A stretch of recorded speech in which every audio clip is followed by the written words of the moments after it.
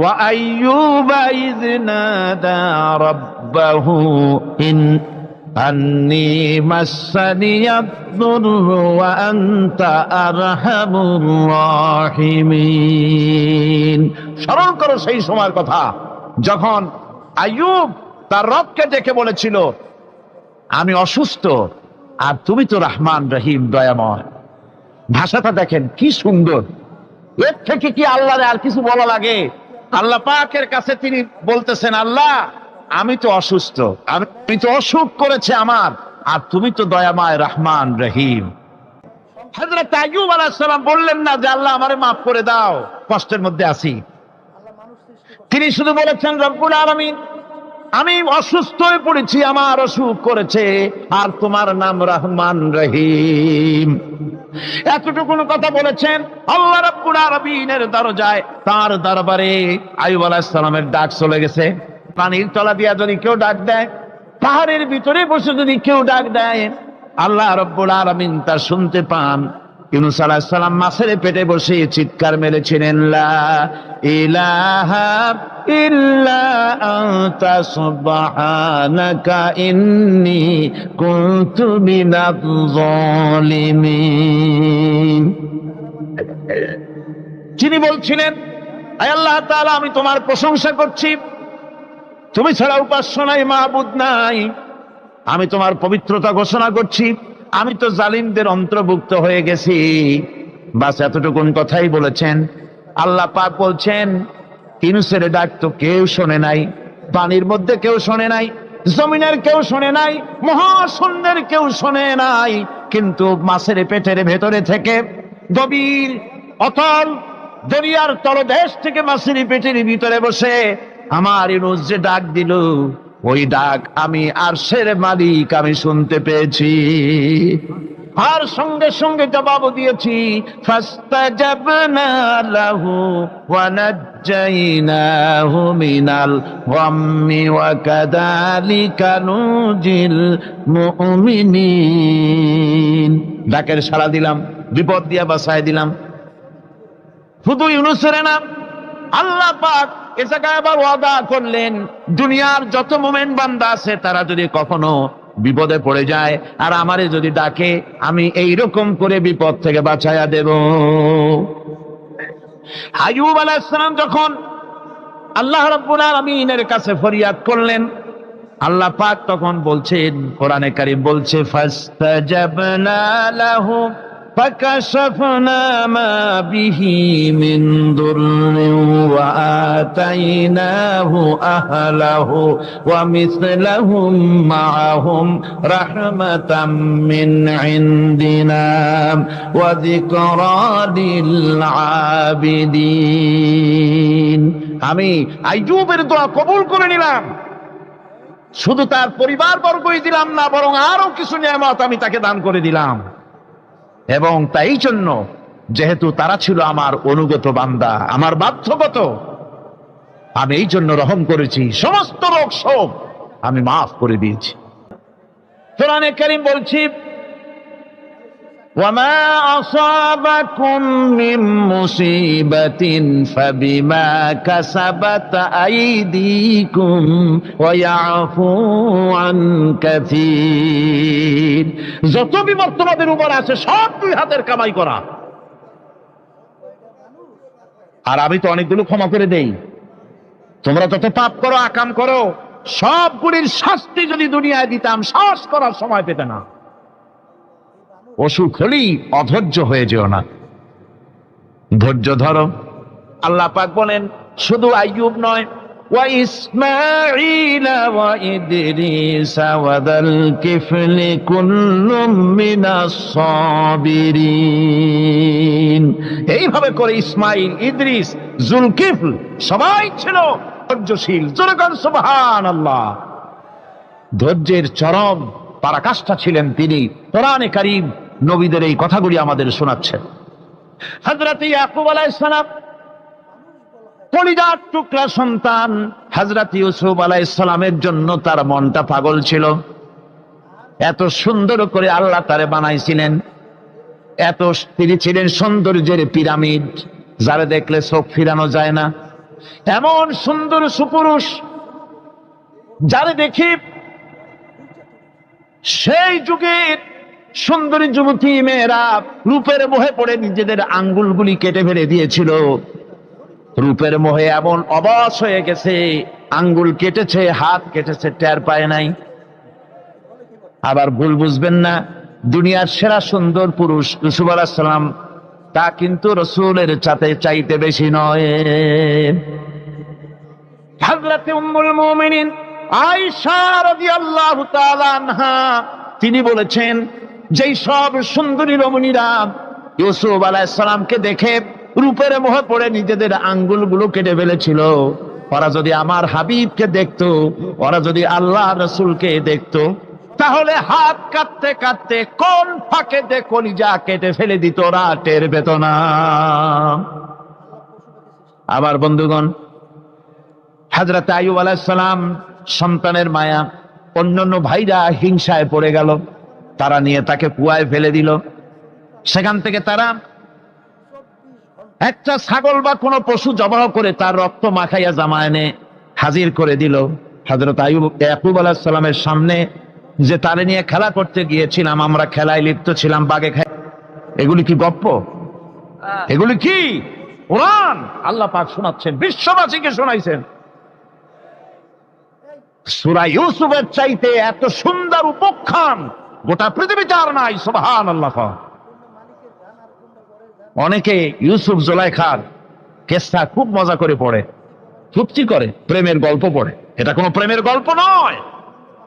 ইউসুফ আলাইহিস সালাম, জুলাইখা ইউসুফ আলাইহিস সালামের জন্য কাঁদতে কাঁদতে চোখ কানা হয়ে গেছে। এরপর ইউসুফ আলাইহিস সালাম জুলাইখারে পাওয়ার জন্য পাগল হয়ে গেছে। নাউজুবিল্লাহ, এটা হয়নি কখনো। তিনি আল্লাহর পয়গম্বর, আর আল্লাহ কেমনে তারে বাঁচিয়েছেন? যখন জুলাইখা ঘরের ভিতরে সুন্দর করে উন্মাদনামূলক চিত্র অঙ্কিত করে ঘরের মধ্যে আটকায় দিয়েছে, তালা লাগায় দিয়েছে, আর নিজে জোর কাপড় চোপড় পরেছে না পরার মতোই। সে যুগের সুন্দরী মেয়ে জুলাইখা, তার কুপ্রবৃত্তিকে চরিতার্থ করার জন্য আহ্বান করা হয়েছে। হযরত ইউসুফ আলাইহিস সালাম লক্ষ্য করে দেখলেন এমন জায়গা, এখান থেকে পালাবার তো পথ নাই, দরজা বন্ধ করে দিয়েছে। তিনি শুধু তখন কেবলমাত্র আল্লাহ রব্বুল আলামিনকে ভয় করলেন। আল্লাহকে ভয় করে আল্লাহর নাম নিয়ে যখন তালাবদ্ধ দরজার দিকে দৌড় দিয়েছেন, আল্লাহ রব্বুল আলামিন আপন কুদরতে তালাগুলি খুলে দরজা তার জন্য উন্মুক্ত করে দিলেন। ইউসুফ আলাইহিস সালামকে ফালাই দিয়ে এভাবে করে কাপড় এনে দিল তার সামনে, রক্তমাখা কাপড় পেয়ে হযরত ইয়াকুব আলাইহিস সালাম সন্তানদের মুখে কাহিনী শুনে তিনি কি বললেন? কোরআনে কারীম তা কোট করেছে। তিনি চিক দিলেন না, ফাল দিলেন না, ফিট হয়ে পড়লেন না। তিনি বললেন, কলিজার টুকরা সন্তান, তার মরার খবর শুনেছেন। তিনি বললেন কি? ফাসাবরুন জামিলুন ওয়াল্লাহুল মুস্তাআনু আলা মা তাসিফুন। আমি উত্তম সবর অবলম্বন করব। তোমরা যে কাহিনী রচনা করেছো এর বেলায় আমি আল্লাহর কাছে সাহায্য চাই। আমি উত্তম সবর অবলম্বন করব। আমার ভাইয়েরা, 11 ভাই মনে করেছিল ইউসুফ আলাইহিস সালামকে মরণ কুয়ায় ফালায় দিছি। তারা তো ঠিক পায় নাই এটা মরণ কুয়া না, এটা হচ্ছে একটা সুড়ঙ্গ, যাকে ইংরেজিতে বলে টানেল। এটা এমন একটা সুড়ঙ্গ, ওরা মনে করেছে মরণ কুয়া, কিন্তু আল্লাহ রাব্বুল আলামিন এই কুয়াতে এমন বানালেন, ওরা একদিকে ফালায় দিল মরণ কুয়ায়, এ কুয়ার আর এক মুখ দিয়া আল্লাহ রাব্বুল আলামিন ইউসুফ আলাইহিস সালামকে নিয়ে মিশরের সিংহাসনে বসায়া দিলেন। এটা মরণ কুয়া নয়, এটা রাজ সিংহাসনে বসার সুড়ঙ্গ পথ। ইউসুফ আলাইহিস সালাম আজ প্রেসিডেন্ট, সুবহানাল্লাহ, প্রেসিডেন্ট হয়ে বসে আছেন। ওদিকে কেনানে অভাব লেগে গেছে, সেখানকার মানুষেরা সাহায্য নিতে এসেছে, ওই 11 ভাইও আসছে। হযরত ইউসুফ আলাইহিস সালাম দেখেই চিনে ফেলেছে, ওরা কিন্তু তখনও ঠিক পায় নাই। হযরত ইউসুফ আলাইহিস সালাম চিনে ফেলেছেন এখন কি করা উচিত? সবগুলাকে ঠ্যাং উপরের দিকে উঠাইয়া তারপরে সমানে ধোলাই দেওয়াইতেও স্বাভাবিক ছিল, আমাদের মতো মানুষ হইলে, ঠিক কিনা? হযরত ইউসুফ আলাইহিস সালাম তাদের সামনে পরিচয় দিলেন। তারা যখন বুঝতে পারল, লজ্জায় তাদের মাথা হেট হয়ে গেল। হযরত তার এক তো লজ্জা, আর 2 নম্বরের ভয়, জান নিয়া কেনানে কেউ ফিরে যাইতে পারবো না। এখন অবস্থা হয়েছে যে জীবনই যায় নাকি এখানে। হযরত ইউসুফ আলাইহিস সালাম ভাইদের এই করুণ দুরবস্থা বুঝতে পারলেন, বুঝে চরম ধৈর্য ধরে তিনি কি বললেন? তিনি বললেন, লা তাসরিবা আলাইকুমুল ইয়াউম। ও ভাইরা, তোমাদের বিরুদ্ধে আমার কোনো পাপ নাই, দুঃখ নাই, বিদ্বেষ নাই, হিংসা নাই, আল্লাহর রাস্তায় মাফ করে দিলাম। আল্লাহু আকবার, সুবহানাল্লাহ। এর নাম পয়গম্বর। এর নাম কি? পয়গম্বর। হযরত ইউসুফ আলাইহিস সালাম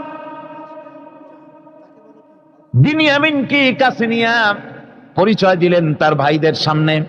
কোরআনে কারীম বলছে, ক্বালা আনা ইউসুফ ওয়া হাদা আখি قد من الله علينا إنه من يتقي ويصبر فإن الله لا يضيع أجر المحسنين।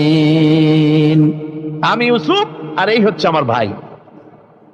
আল্লাহ আমাদের উপর ইহসান করেছেন। প্রকৃতপক্ষে যারা আল্লাহকে ভয় করে এবং সবর এখতিয়ার করে, আল্লাহ এভাবে তাদেরকে, তাদের আমলকে নিষ্ফল হতে দেন না। আমার এই জামাটা নিয়ে যাও। হযরত ইয়াকুব আলাইহিস সালাম কলিজার টুকরা সন্তান ইউসুফ আলাইহিস সালামের বিরহ যন্ত্রণায় ছেলেকে কতদিন দেখে না, কাঁদতে কাঁদতে চোখ দুটো অন্ধ হয়ে গেছে। মিশর থেকে কেনানের দিকে জামা রওনা হয়েছে। কোথায় মিশর, কোথায় কেনান? জামা যখন রওনা হয়ে গেছে, হযরত ইয়াকুব বলতেছেন, আমি যেন আমার ইউসুফের গন্ধ নাকে পেতেছি। জামা চলে এলো, চোখের উপরে রাখলেন, আল্লাহ রাব্বুল আলামিন তাকে চক্ষুষ্মান বানায়া দিলেন। ভাইরা আমার, পয়গম্বরেরা সবর করে গোটা দুনিয়ার মানুষের সামনে দৃষ্টান্ত সেট করেছেন সবর কারে কর। আমার ভাইরা, হযরত ইব্রাহিম আলাইহিস সালামের কথা আল্লাহ পাক কোরআনে কারিমে বলছেন সবর কারে কয়। দেখো, শেখো সবর কারে কয়। আল্লাহ পাক বললেন, ইব্রাহিম, তোমার বিবি আর তোমার নবজাতক এই সন্তানকে রেখে আসো মক্কা নগরীতে। তিনি চলে গেলেন। সেখানে ঘর নাই, বাড়ি নাই, কিচ্ছু নাই, চতুর্দিকে ধুধু বালু আর মরুভূমি। হযরতে হাজরা বলছেন, ইব্রাহিম, সামান্য পানি আর খাবার দিয়া আমার সন্তান শুদ্ধ এখানে রেখে যেতেছো, আমি কি অপরাধ করেছি? কোনো জবাব নাই। 2 বার 3 বার বলার পরে হাজরা বলছেন, ইব্রাহিম গো, তবে কি আমার আল্লাহর হুকুম মতো আমারে রেখে যাচ্ছ নাকি? হযরত ইব্রাহিম আকাশের দিকে আঙ্গুল উঁচু করলেন। কথা বলবেন, বাক শক্তি বেরোচ্ছে না। 80 বছর বয়সের সময় একটা বাচ্চা আল্লাহ তারে দিছেন। আর এমন বাচ্চা, পয়গম্বরের ছেলে, কি সুন্দর চেহারা, মরুভূমির উপরে ফালাই দিয়ে রওনা হয়ে যাচ্ছেন। মুখ দিয়া কথা সরছে না, আকাশের দিকে দেখালেন। হযরত হাজরা বুঝতে পারলেন। হযরত হাজরা বলেন, ইব্রাহিম, কোনো চিন্তা নাই, নিশ্চিন্ত মনে বাড়ি ফিরে যাও। আমি আমার আল্লাহর উপরে এতটা ভরসা করি, আল্লাহর হুকুমে যদি আমার এখানে রেখে যেয়ে থাকো, আল্লাহ পাক আমাকে আর আমার কলিজার টুকরা ইসমাইলকে পানিতে আর খাবারে মারবেন না, অবশ্যই তিনি ব্যবস্থা করবেন। ব্যবস্থা হয়ে গেল। হযরত ইসমাইল বড় হয়ে গেলেন। আল্লাহ পাক অর্ডার করলেন ছেলেকে। হযরত ইব্রাহিম আলাইহিস সালাম যখন জবাহের প্রস্তাব করলেন, হযরত ইসমাইল তা আপত্তি করতেন, বাবাজি, আমার মায়ের আর আমাকে বাচ্চা অবস্থায় ফেলে গেলেন, খাবার দেন নাই, পড়ার দেন নাই, বছরের পর বছর আমাদের এখানে কাটলো, দেখতেও আসেন নাই, আজ আসছেন জবে। এটা কেমন কথা? কি ধরনের বাপ আপনি? এরকম বলছে নাকি? এরকম বলছে? হযরত ইব্রাহিম আলাইহিস সালাম প্রস্তাবটা কিভাবে পারলেন? আল্লাহ পাক কোরআনে কারিমের দৃষ্টান্ত রেখে দিয়েছেন। আল্লাহ পাক বলছেন, হযরত ইব্রাহিম ছেলেকে বললেন, ইয়া বুনাইয়া, ইয়া বুনাইয়া, হে আমার কলিজার টুকরা, লাডলা, হে আমার কলিজার টুকরা সন্তান, ইন্নী আরা ফিল মানাম আন্নী আযবাহুক, আমি স্বপ্নে দেখছি আমি যেন তোমাকে ফানজুর মাযা তারা, তোমার রায় কি বলো? আমি তো স্বপ্নে দেখছি যে আমি তোমাকে, এখন তোমার রায় কি, তোমার মত কি? হযরত ইসমাঈল আলাইহিস সালাম শুনিয়া দিলেন দৌড়, নাকি না? হযরত ইসমাঈল আলাইহিস সালাম ধৈর্যের প্রতীক, তিনি কি কথা বললেন? তার মুখের কথা কোরআন শরীফে আল্লাহ পাক উঠায় দিলেন। হযরত ইসমাঈল বললেন, ইয়া আবাতি ফাআল মা তু'মারু সাতাজিদুনি ইনশাআল্লাহু মিনাস সাবিরিন, হে আমার পিতা, আপনি যে ব্যাপারে আদিষ্ট হয়েছেন আপনি তা পালন করুন, অবশ্যই আমাকে ধৈর্যধারীদের মধ্যে পাওয়া যাবেন। সুবহানাল্লাহ। আমার বন্ধুগণ, এই পৃথিবীর সবচাইতে ধৈর্যের বড় প্রতীক হতেছেন ইমামুল মুরসালিন, আশরাফুল আম্বিয়া, সাইয়্যিদুল মুরসালিন, জনাবে মুহাম্মাদুর রাসূলুল্লাহ সাল্লাল্লাহু আলাইহি ওয়াসাল্লাম। আমার বন্ধুগণ, সবচাইতে বড় ধৈর্যের প্রতীক তিনি। কাউকে একটা গালি দেন নাই জীবনে, কাউকে ঠাট্টা করেন নাই, কাউকে মারেন নাই, কারো মনে দুঃখ দেন নাই। তিনি দুঃখ পেয়েছেন, তিনি কাউকে দুঃখ দেন নাই। তিনি কষ্ট পেয়েছেন, কাউকে কষ্ট দেন নাই। আমার ভাইয়েরা, তায়েফের ময়দান, আমার নিজের চোখে তায়েফে যেদিন আমি তায়েফ দেখলাম, আমি তায়েফে ঢুকেছি, জীবনে কোনোদিন যাই নাই। রমজান মোবারকে আমি সেখানে গেলাম, আমাকে বসার জন্য তারা নিয়ে যাবে। আমি বললাম আগে বসবো না, আমারে আগে নিয়ে যাও, আমার নবীকে কোন জায়গায় ওরা মেরেছিল সেই জায়গাটা দেখাও। তাইফের সেই গলিতে যখন আমি গিয়েছি, দুই দিকে পাহাড় দাঁড়ানো, তাইফের লোক আমার সাথে ছিল, তারা বলল এই জায়গাটা প্রথম যেখানে চতুর্দিক থেকে নবীজিকে পাথর মারছিল আর আল্লাহর নবী বেহুশ হয়ে পড়ে গিয়েছিলেন। 3টা দিন না খাওয়া, হযরতে খাদিজা নাই, আবু তালিব নাই, মক্কায় জায়গা নাই পা রাখার। নবীজি 3টা দিন ঘুরলেন। নেতারা বলল, তুমি যদি নবী ভাবে তো এতিম হলে কেন? আল্লাহ নবী বানাবার জন্য কি একটা ধনী মানুষ পায় নাই? তোমার মতো এতিম আর গরিবের নবী বানাইলো কেন? আল্লাহ নবী 3 দিন পর যখন দেখলেন কেউ দাওয়াত শোনে না, কেউ মানে না, কেউ গ্রহণ করে না, তখন তিনি নেতাদের অনুরোধ করলেন, ঠিক আছে দাওয়াত তো কবুল করলে না, তবে একটা কাজ করো, অন্তত আমি যে তায়েফে আসছিলাম এই খবরটা মক্কায় দিও না, ওরা আরো অত্যাচার বাড়ায় দেবে। এই কাফিরগুলি খবর তো মক্কায় পাঠালো, আর সমস্ত যুবকদেরকে লেলিয়ে দিল। যুবকেরা চতুর্দিকে দাঁড়াইছে, রাসূলকে পাথর মারা শুরু করে দিল। আমি যখন রেল লাইনের থেকে হাঁটি, যখন রেল লাইন কোনো সময় দেখি, রেলের পাথরগুলি, রেল লাইনের পাথরগুলি দেখলেই আমার মাথায় যেন কেন তাইফের কথা বলে এসে যায়। আরে মানুষের গায়ে পাথর মারলে কি অবস্থার সৃষ্টি হয়? পাথর নূরের শরীর, রহমতের শরীর, কিটি কিটি রক্ত ঝরছে। নবীজিকে জোর করে উঠাইয়া জবরদস্তি করে হাঁটার জন্য তারা ধাক্কা মারতেছে। আবার কিছু দূরে গিয়ে নবীজি আবার বেহুশ হয়ে পড়েছেন। এইখান থেকে আবার উঠাইছে, আবার ধাক্কা মারতেছে।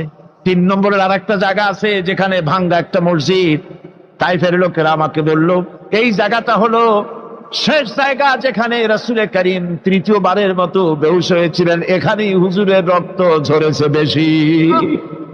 2 রাকাত নামাজ পড়লাম, সিজদায় পড়ে আবুল কান্না কাল্লাম আল্লাহর কাছে।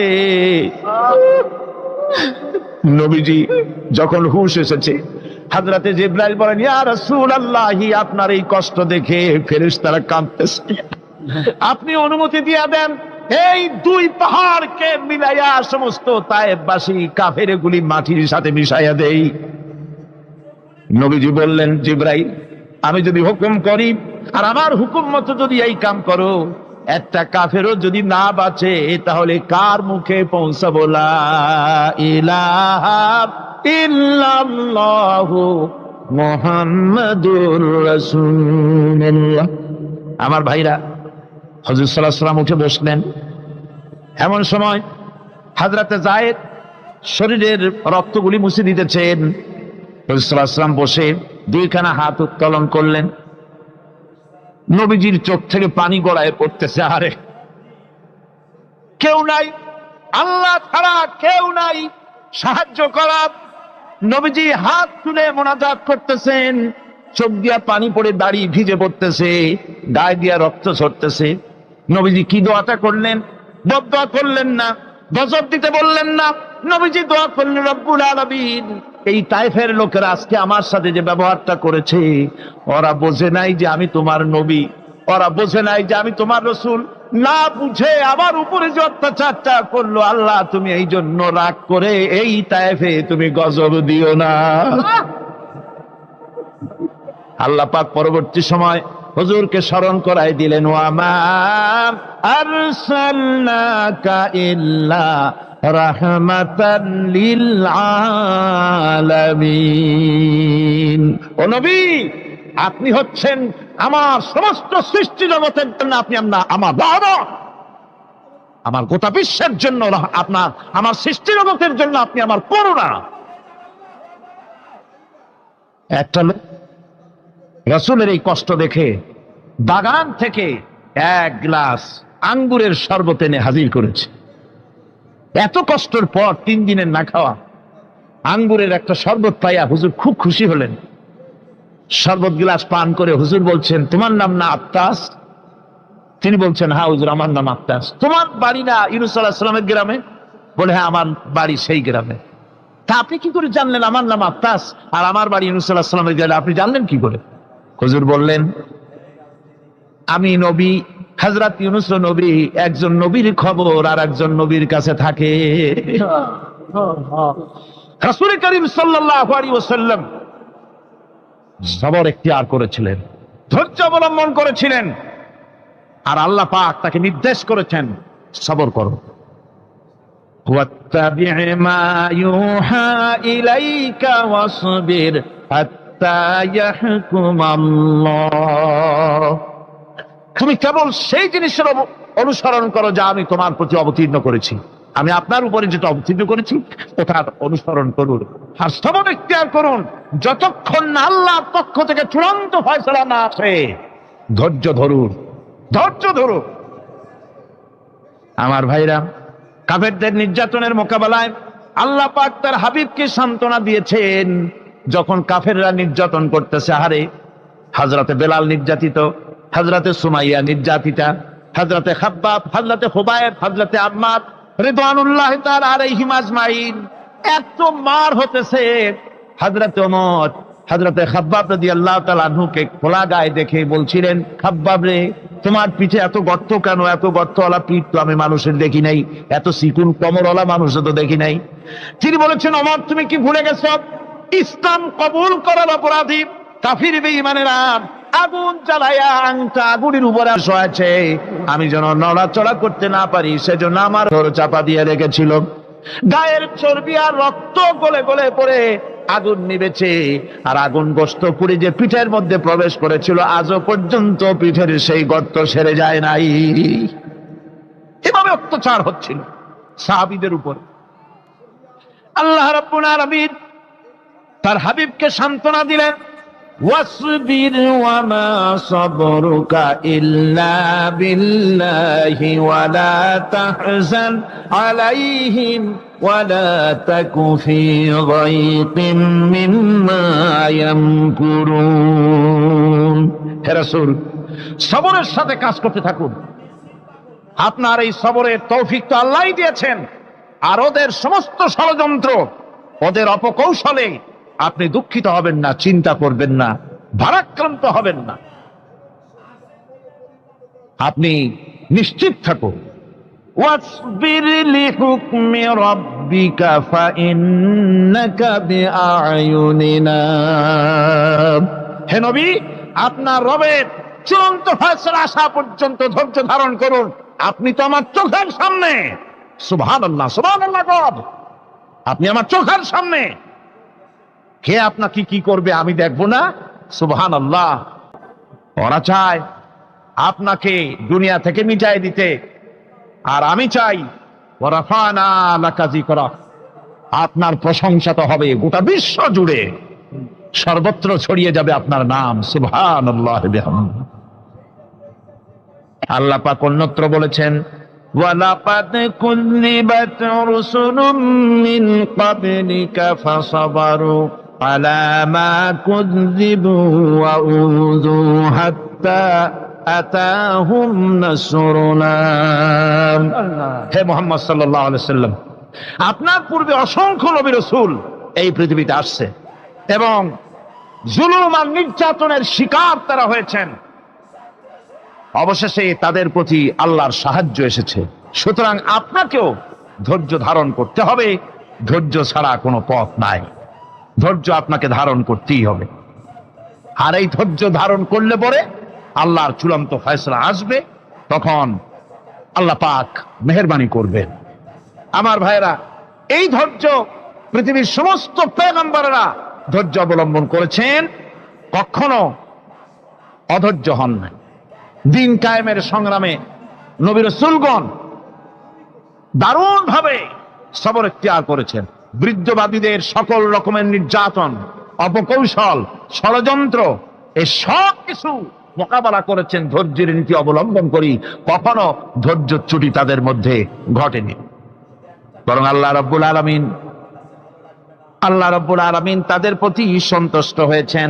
যারা এই ধৈর্য ধরেছে তাদের উপরে সন্তুষ্ট হয়ে আল্লাহ রাব্বুল আলামিন বলেছেন, ওয়া কাআইয়্যিম মিন নাবিয়্যিন কাতালা মাআহু রিব্বিয়ুন কাসীর।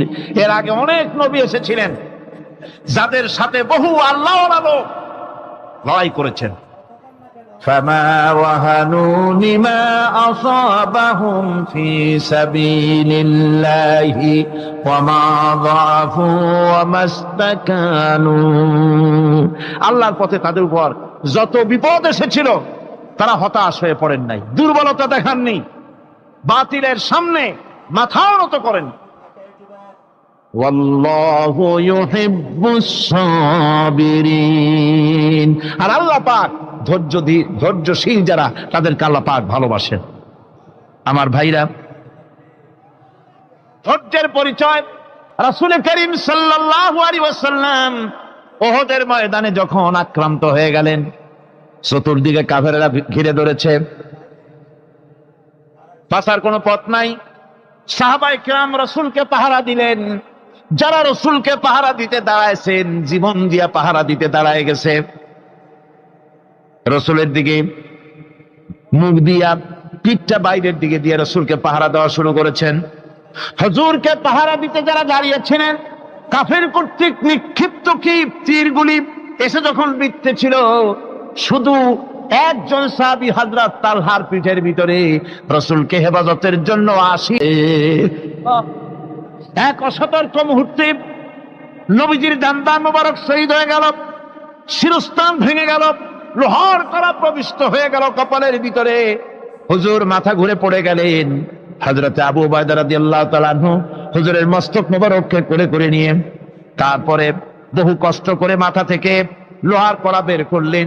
এবার ওই কড়ার ছিদ্র দিয়ে রক্ত আসতেছে, মুখ দিয়ে রক্ত পড়তেছে, দাড়ি ভিজে যাচ্ছে। বুখারী শরীফে এসেছে, আল্লাহর নবী দুইখানা হাত নিজের চেহারার উপরে মলে আনে টাটকা রক্ত চোখের সামনে দেখে বলছেন, আহারে, এই কওমের ফালাত কি করে হবে, এই কওমের মুক্তি কি করে হবে, এই কওমের নাজাত কি করে হবে, যে কওম তার নবীর চেহারা রক্ত দিয়ে লাল বানাইয়া দিল। নবীজি বললেন, আল্লাহুম্মা গফিরলি কওমি ফাইন্নাহুম লা ইয়ালামুন। আয় আল্লাহ পাক, আমার এই কওম বুঝতে পারে না, ওদেরকে মাফ করে দাও। খবর ছড়িয়ে গেল নবীজি শহীদ হয়ে গিয়েছেন। খবর ছড়িয়ে গেল চতুর্দিকে, মদিনায় খবর ছড়িয়ে গেল মানুষ পাগলের মতো দৌড়ানো শুরু করে দিল। এক মেয়ে লোক দৌড়াচ্ছে ওহদের দিকে, কয়েকজন সাহাবীর সঙ্গে দেখা। তারা জিজ্ঞেস করলেন, দৌড়াও কেন মহিলা, যাও কই? কয় ওহদের দিকে যেতেছি। কয় যায় তো কোনো লাভ নাই, যেহেতু তোমার যে স্বামী এসেছিলেন জিহাদের ময়দানে তিনি তো শহীদ হয়ে গেছেন। মহিলা বলতেছে, কে শহীদ হয়েছে শুনতে চাই না, আগে বলো নবীজি কেমন আছে। আবার কিছুক্ষণ পর আর কয়েকজনের সঙ্গে দেখা। তারা বলছে, মেয়ে লোক দৌড়াও কই? যাচ্ছি ওহদের দিকে। তারা বলছেন যে কোনো লাভ নাই, তোমার যে দুইটা কলিজার টুকরা সন্তান ওহদে এসেছিল দুটোই শহীদ হয়ে গেছে। মা বলতেছি, ও সাহাবী, কে শহীদ হয়েছে শুনতে চাই না, তাড়াতাড়ি করে বলো আল্লাহর নবী মুহাম্মদ রাসূলুল্লাহ সাল্লাল্লাহু আলাইহি ওয়াসাল্লাম কেমন আছেন। দৌড়াতে দৌড়াতে ওহদের মাঠে সাহাবায়ে কেরাম পরিবেষ্টিত। আল্লাহর নবীর কাছে গিয়ে হুজুরের জীবিত চেহারা মোবারকের দিকে তাকায়া মেয়ে লোকটি কাঁদতেছে আর বলতেছে, ইয়া রাসূলুল্লাহ, আমার স্বামী মরা শোক, আমার কলিজার টুকরা দুইটা সন্তান মরা শোক আমার কলিজা থেকে মুছে গেছে, আপনি বেঁচে আছেন, তামাম মুসলমানদের এর চাইতে বড় সান্ত্বনার নাই। আমার ভাইরা, কোরআনে কারীমের আলোচনা শেষ দিকে এসেছে। আমরা মুনাজাত করব এখন। মুনাজাতের জন্য দাঁড়ানো ভাইয়েরা এক মুহূর্তে বসে পড়ুন। আজকে আপনাদের জন্য দারুণ সুখবর আছে। আজ কোরআনে কারীমের আলোচনা শুনে কোরআনে কারীমের প্রতি মুগ্ধ হয়ে ইসলামের আদর্শে উদ্বুদ্ধ হয়ে 5 জন অমুসলিম ভাই ইসলাম কবুল করতে এসেছে।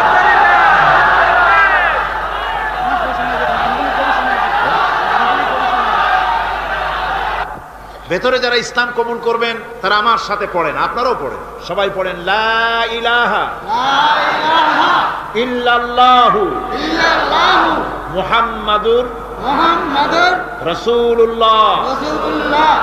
আল্লাহ ছাড়া কোনো ইলাহ নাই, মাবুদ নাই, উপাস্য নাই। মুহাম্মদ সাল্লাল্লাহু আলাইহি ওয়াসাল্লাম আল্লাহর প্রেরিত রাসূল। আশহাদু আন লা ইলাহা ইল্লাল্লাহু ওয়াহদাহু লা শারীকা লাহু ওয়া আশহাদু আন্না মুহাম্মাদান আবদুহু ওয়া রাসূলুহু। আমি সাক্ষ্য দিচ্ছি আল্লাহ ছাড়া কোনো ইলাহ নাই, মাবুদ নাই, উপাস্য নাই। তিনি একক, নিরঙ্কুশ, তার কোনো অংশীদার নাই। আমি আরো সাক্ষ্য দিচ্ছি মুহাম্মদ সাল্লাল্লাহু আলাইহি ওয়াসাল্লাম আল্লাহর প্রেরিত বান্দা এবং রাসূল। বাস, এবার বলেন আসসালামু আলাইকুম। সবাই জবাব দেন। ওয়ালাইকুম আসসালাম ওয়া রাহমাতুল্লাহ। বলতে চাই, আমি হিন্দুর ছেলে ছিলাম, ইসলাম ধর্ম গ্রহণ করছি। আমার মুসলমান ভাই সবার কাছে আমি দোয়া চাই, কিছু আমাকে দোয়া করুন। আলহামদুলিল্লাহ, আলহামদুলিল্লাহ।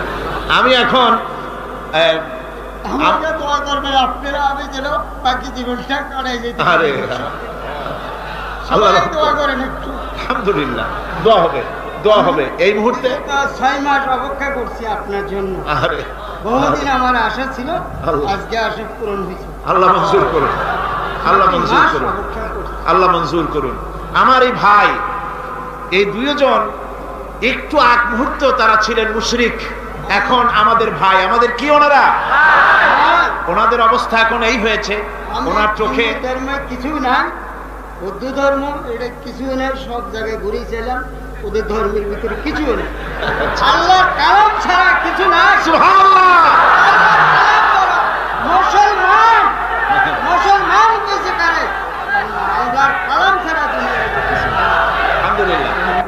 আমি এখন তাদেরকে বুকে জড়িয়ে ধরে এই বিশাল জনসমুদ্রের পক্ষ থেকে আমি তাদেরকে সম্মানিত করছি।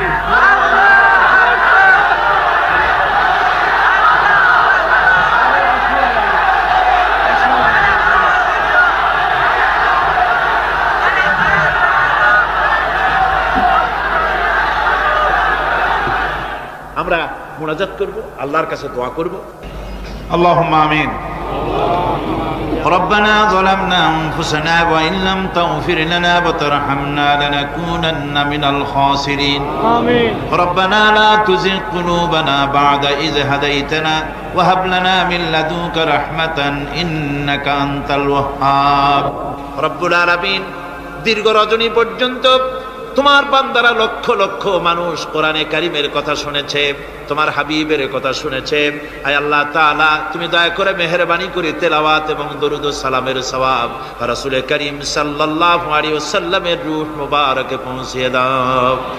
ربنا تقبل منا إنك أنت السميع العليم وتب علينا إنك أنت التواب الرحيم سبحان ربك رب العزة عما يصفون وسلام على المرسلين الحمد لله رب العالمين واجعل آخر كلمة عند الموت لا إله إلا الله محمد رسول